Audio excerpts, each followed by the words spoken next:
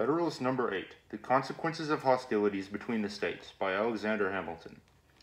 Assuming it therefore as an established truth that the several states, in case of disunion, or such combinations of them as might happen to be formed out of the wreck of the general confederacy, would be subject to those vicissitudes of peace and war, of friendship and enmity with each other, which have fallen to the lot of all neighboring nations not united under one government, let us enter into a concise detail of some of the consequences that would attend such a situation. War between the states in the first period of their separate existence would be accompanied with much greater distresses than it commonly is in those countries where regular military establishments have long obtained. The disciplined armies always kept on foot on the continent of Europe, though they bear a malignant aspect to liberty and economy, have, notwithstanding, been productive of their signal advantage of rendering sudden conquest impracticable, and of preventing that rapid desolation which used to mark the progress of war prior to their introduction. The art of fortification has contributed to the same ends. The nations of Europe are encircled with chains of fortified places which mutually obstruct invasion. Campaigns are wasted on reducing 2 or 3 frontier garrisons to gain admittance into an enemy's country. Similar impediments occur at every step to exhaust the strength and delay of the progress of an invader. Formerly, an invading army would penetrate into the heart of a neighboring country almost as soon as intelligence of its approach could be received. But now a comparatively small force of disciplined troops, acting on the defensive, with the aid of posts, is able to impede and finally to frustrate the enterprises of that one much more considerable. The history of war in that quarter of the globe is no longer a history of nations subdued and empires overturned, but of towns taken and retaken, of battles that decide nothing, of retreats more beneficial than victories, of much effort and little acquisition. In this country, the scene would be altogether reversed. The jealousy of military establishments would postpone them as long as possible. The want of fortifications, leaving the frontiers of one state open to another, would facilitate inroads. The populous states would, with little difficulty, overrun their less populous neighbors. Conquest would be as easy to be made as difficult to be retained. War, therefore, would be desultory and predatory. Plunder and devastation ever march in the train of irregulars. The calamities of individuals would make the principal figure in the events which would characterize our military exploits. This picture is not too highly wrought, though, I confess, it would not long remain a just one. Safety from external danger is the most powerful director of national conduct. Even the ardent love of liberty will, after time, give way to its dictates. The violent destruction of life and property incident to war, the continual effort and alarm attendant on a state of continual danger, will compel nations the most attached to liberty to resort for response and security to institutions which have a tendency to destroy their civil and political rights. To be more safe, they are at length become willing to run the risk of being less free. The institutions chiefly alluded to are standing armies and the correspondent appendages of military establishments. Standing armies, it is said, are not provided against in the new Constitution, and it is thence inferred that they may exist under it. This inference, from the very form of the proposition, is at best problematical and uncertain. But standing armies, it may be replied, must inevitably result from a dissolution of the Confederacy. Frequent war and constant apprehension, which require a state of as constant preparation, will infallibly produce them. The weaker states or confederacies would first have recourse to put to themselves upon an equality with their more potent neighbors. They would endeavor to supply the inferiority of population and resources by a more regular and effective system of defense, by disciplined troops, and by fortifications. They would, at the same time, be necessitated to strengthen the executive arm of government, in doing which their constitutions would acquire a progressive direction toward monarchy. It is the nature of war to increase the executive at the expense of the legislative authority.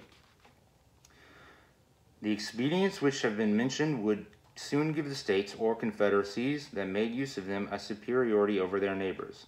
Small states, or states of less natural strength, under vigorous governments and with the assistance of disciplined armies, have often triumphed over large states, or states of greater natural strength, which have been destitute of these advantages. Neither the pride nor the safety of the more important states or confederacies would permit them long to submit this mortifying and adventitious superiority.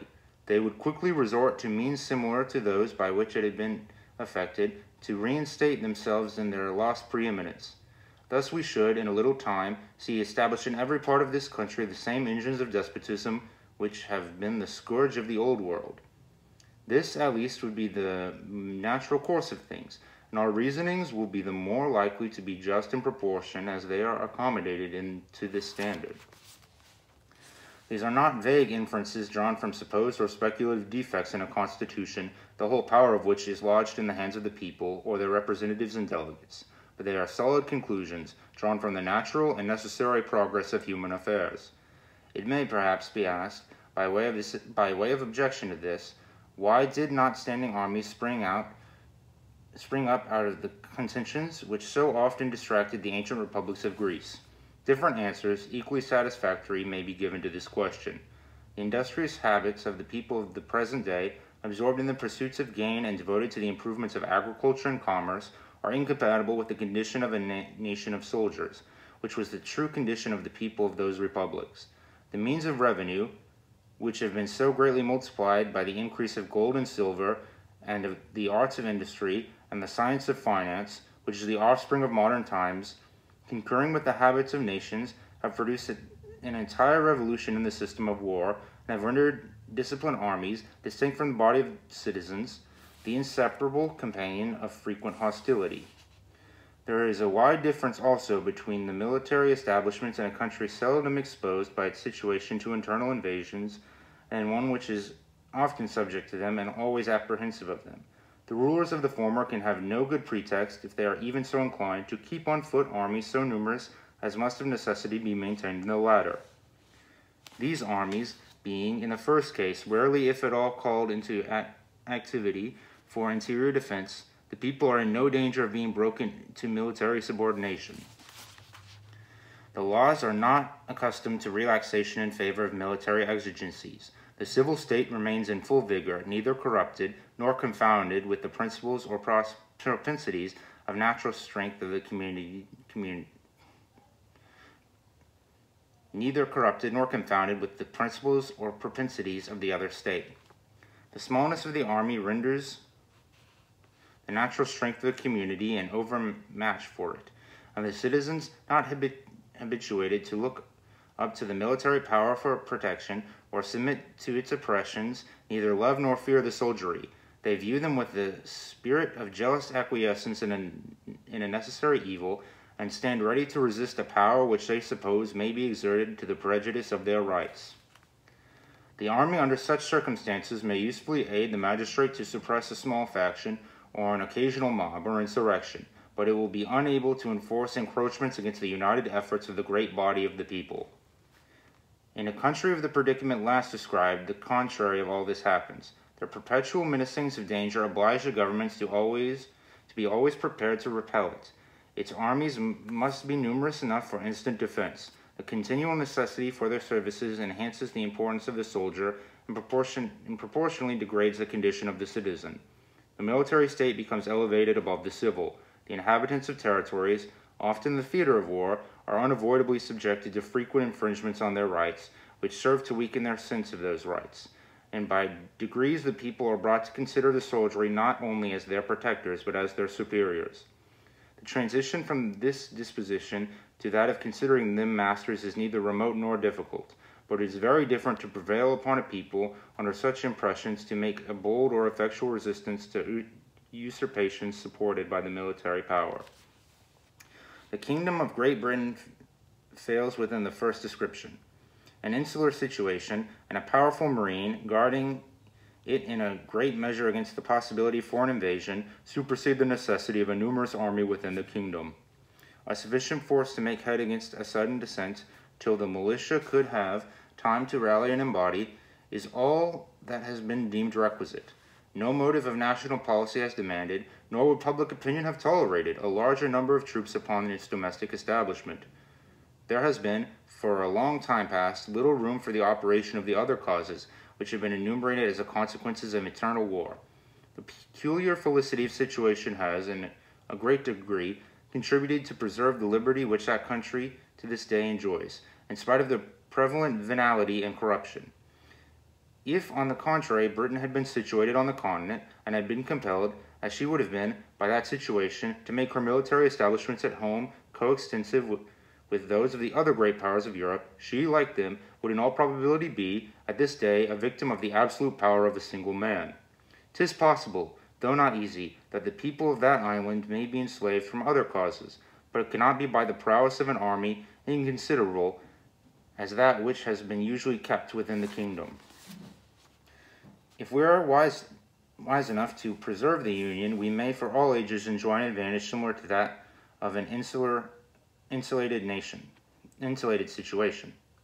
Europe is at a great distance from us. Her colonies in our vicinity will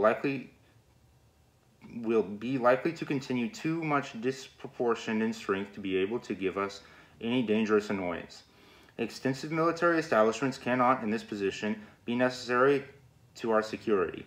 But if we should be disunited, and the integral parts should either remain separated, or, which is most probable, should be thrown together into 2 or 3 confederacies, we should be, in short course of time, in the predicament of the continental powers of Europe.